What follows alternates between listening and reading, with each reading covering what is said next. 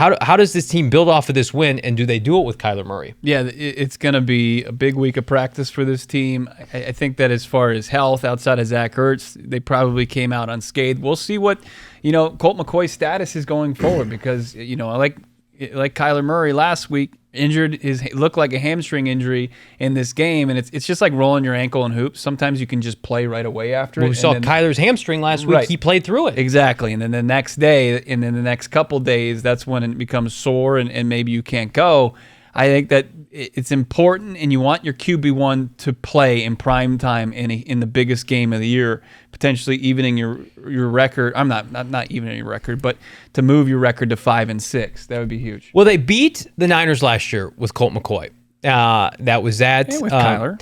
And with Kyler. But, yeah. I mean, Colt McCoy had the better of the two games late in the year. Mm-hmm. How much does that go into your thought process, DA, if you're like Cliff Kingsbury and you're like, well, he played really well. Should I continue rolling with house money, or if Kyler looks like Kyler this week, I need to play my franchise quarterback? I mean, if Kyler is available, you give him the opportunity to play. I mean, That's why you're coaching. That's why you made that investment, and that's why we, not a minimum amount of money, but that's why you pay Colt backup money. But you look at what you did against the Rams, and can we build upon that? I would say playing against a great defense like the 49ers, which they have, what they're going to do is expose a lot of weaknesses and their offensive ability to run the ball. We talk about the issues that the Cardinals have defensively against the rush or covering stout tight ends. They could run the damn ball, and they got a pretty good-ass tight end in Kittles, right? And defensively, they got some problems over there. So I think this is going to be a great test for the Arizona Cardinals, but the heart that they showed today, their ability to have 4 backups in there in that offensive line, Colt McCoy,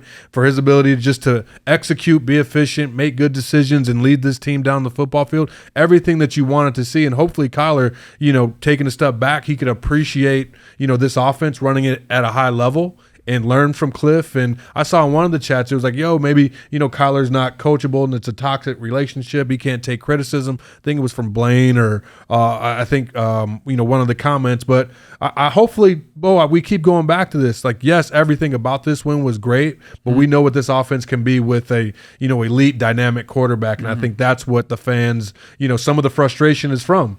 Because we haven't gotten that this year, and to have this offense go in there and battle against the Rams like they did was, inspiring. It shouldn't take Colt McCoy, Frank Sanders, to unlock this offense. Like, you've had Kyler Murray in-house. He's been with you since April of 2019.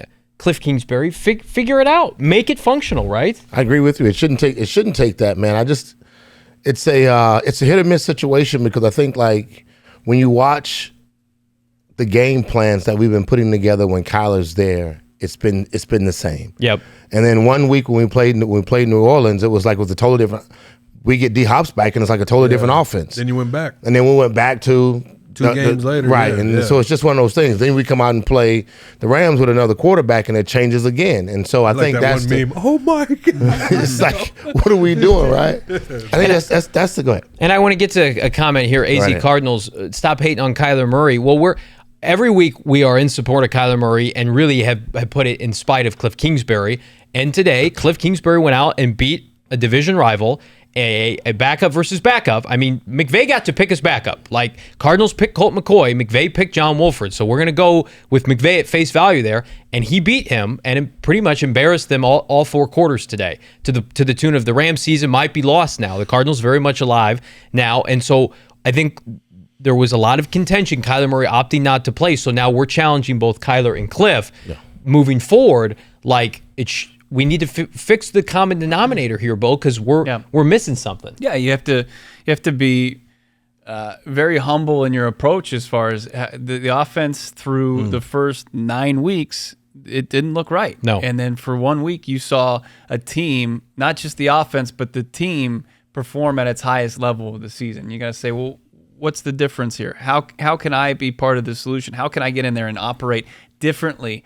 But like TA said, you can hope that as much as you want. It's like dealing with your kid. You can put them and give them all the tools for success, but are they going to put them to good use, right? Yeah, I mean, and it's a hope, and you don't know. And we've seen Colt play at different times, and I mean, just reading some of the chats, I mean, they're going in, obviously stick up for Kyler, or Kyler isn't going to thrive in this offense. I mean, what you had, the best ability we have as humans is the ability to adapt. If some shit ain't working, you got to figure it out, move another direction, and figure out a way that does work. I'll say to the AZ Cards fan, I'll say this: Kyler gets paid roughly $50 million, per year, right? Yeah. Just rounding On average, up. We'll say rounding up.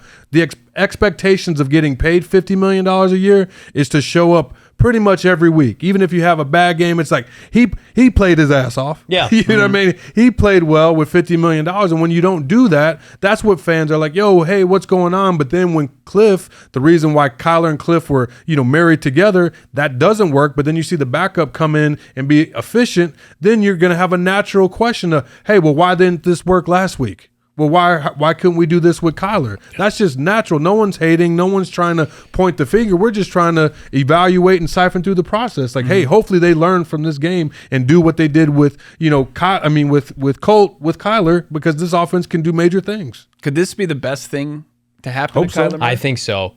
I think it's Kyler Murray, not a wake-up call. I think Kyler Murray is more self-aware than we give him credit for, and I think – first of all, he's got a great relationship with Colt McCoy. For those that don't know, they are lockstep. Bo, you're at practice every day. You see them. They're close. When Kyler got his extension, Colt's heckling him from the crowd that day, asking if he's going to be at walkthroughs or OTAs or whatever it was. They have a great relationship. Guys. And I think Colt can go to Kyler and just say, hey, what are you saying? T-Dactyl with the dang. It's almost like studying works or something. Not working for Russell Wilson. No. Kyler's got to be better. And he knows that. And here's the thing. I think he will be. I think he will be. We said it before. The game plan Kyler, the game plan for Kyler, not just offensively, but the defensive side of what other teams do is totally different than what your boy saw today. That's just what it is. And he presents a different problem that most teams don't have to. When you got Colt, you don't have to worry about him running, but then you saw that he had a little bit of running ability. That's not the same as him and Kyler. Kyler's going to grab 30 to 40 yards to run. He could just do some stuff, and that's the special part. But today we saw something that was like, it was effective and efficient, and I think we can all appreciate that. This is going to be a good little conversation piece until they play next Monday, or until we find out who, Kyler's going to be starting quarterback and Coach's going to be the backup. But I think the idea is that it is a good thing for him to watch and look and see what am I not doing? Can I get the ball out of my hand a lot faster? But again, I say this respectfully. I'm going to go back and watch the game, and I want to see how the front line how the front line played differently than they would have played it versus Kyler. Everyone else has been in a wide technique. Today it was not that, and they stunt, they dogged, they twisted, they did everything they were supposed to do, but our O-line just held them at bay. Something that maybe what Booter said or some of the leaders said made sense of these young cats and got these guys to go out and play harder, extra harder, and did something that they would, just did their job, but did it more effective versus one of the best D lines in the game. And I think that is the part, you can't really take that away. Competition, my man said, it's supposed to bring, it's supposed to make you better. And I think that we saw our guys rise to that level of competition. And again, when you go out and be effective, I think that's the part where it doesn't matter who you're playing, because you're doing your job and you're able to do it effectively. And this conversation with Kyler and Colt, that's going to wash itself out. But I think we got our team where they can identify a true leader in Booty. Like this is the dog. When he say shit, I'm gonna follow that. Colt. If Colt says something, there's nothing wrong with that. But it's nothing wrong with it. And I think that's the part where you get to look at the guys and say, man, like I remember there was a moment in time when it clicked for us when we weren't losing no more, and it felt like we was out playing. We bust our ass, and we lost a lot of games. Saul saw it, but we fought to the end, to the death. Right. And maybe we might have came back, but sometimes we didn't. And I think that's the part where, you're watching our young guys and guys having to assume positions that you weren't the starter when you got here. Yeah. You weren't supposed to be the starter, but now you're the starter. And I think that's the part we can watch our guys kind of get better. There are two things that are undeniable. One, Budda Baker. As far as the leader of this team, it's not Kyler, it's not DeAndre Hopkins, it's not J.J. Watt, it's not the guys that we thought going into this season. It's Budda Baker, right?